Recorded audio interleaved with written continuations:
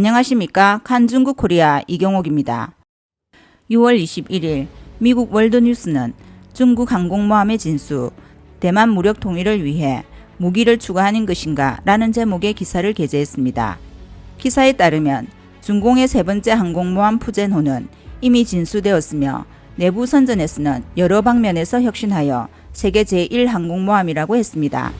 그러나 전문가들은 전력이 부족하여 전투기 발사 시 촛불을 켜야 할지도 모른다고 우려하고 있으며 그 효과와 손익은 중공의 과학적, 기술적 실력에 따를 것으로 분석했습니다.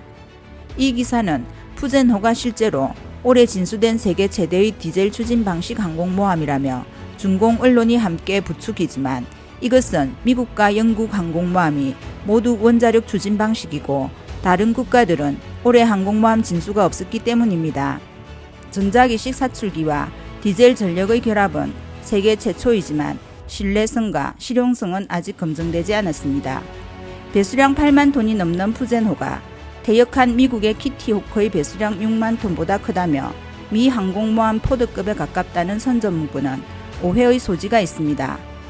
미국 항공모함의 역사와 실전 경험이 110년이 넘습니다.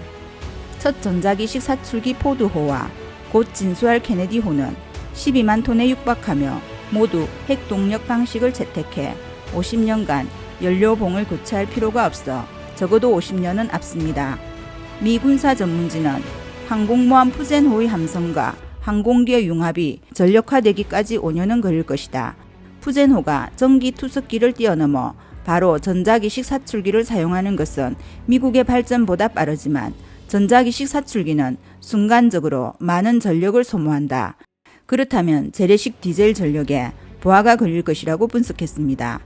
많은 중국 군사 전문가들은 디젤 전력 추진 시 선박 전체에 촛불을 켜야 할지도 모른다고 의문을 제기했습니다. 이 난제는 전투 능력과 관련된 문제입니다. 중국인들은 항공모함은 대만과 미국을 제재할 무기이며 미 항공모함이 대만 원조를 위해 서두르면 격침될 수 있다고 인식하고 있습니다. 기사에서 이 견해는 현대전의 다차원적 입체작전, 공산군의 제한된 해상 횡단 능력, 대만의 대한미사일 전력을 무시한 것이라고 주장했습니다. 미군은 핵잠수함 수십 척과 동아시아의 세계 항공모함 타격단, 수백 척의 첨단 전투기 등을 보유하고 우주 정찰 등 과학기술까지 갖추고 있어 중공 항공모함은 성산이 있다고 보기 어렵습니다. 해군은 자타가 공인하는 돈이 가장 많이 드는 분야로 군비 경쟁은 함정수가 아닌 과학기술, 전력, 재력이 핵심인데 누가 더 오래 끌 수 있는지는 따져봐야 한다고 신문은 전했습니다. 다음 뉴스입니다. 대만 언론 보도에 따르면 6월 13일 중국 외교부 왕은빈 대변인은 중국이 대만 해협에 주권 권리와 관할권을 갖고 있다고 공언했습니다. 중공의 주권 주장으로 인해 미중 양측은 최근 대만 해협 문제로 첨예하게 대립하고 있습니다. 미국은 대만 해협이 국제 항로로 각국의 자유항행 권리를 주장하는 반면 중공은 대만 해협의 영유권을 주장하고 있습니다.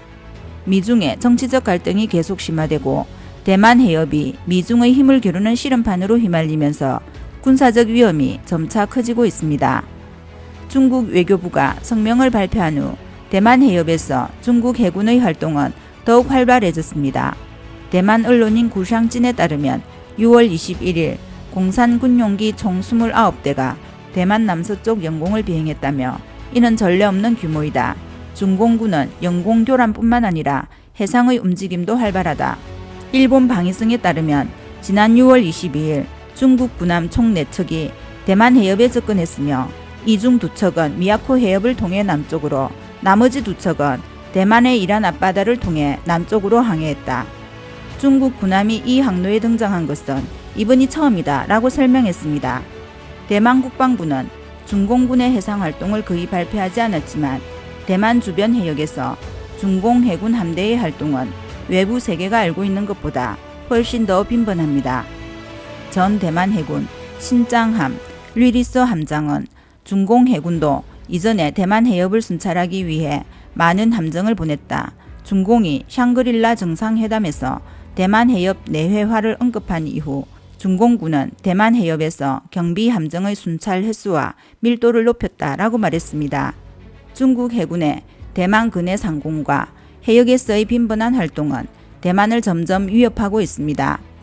대만이 효과적인 대응을 위한 무기와 장비가 부족하다면 정말 큰 걱정입니다.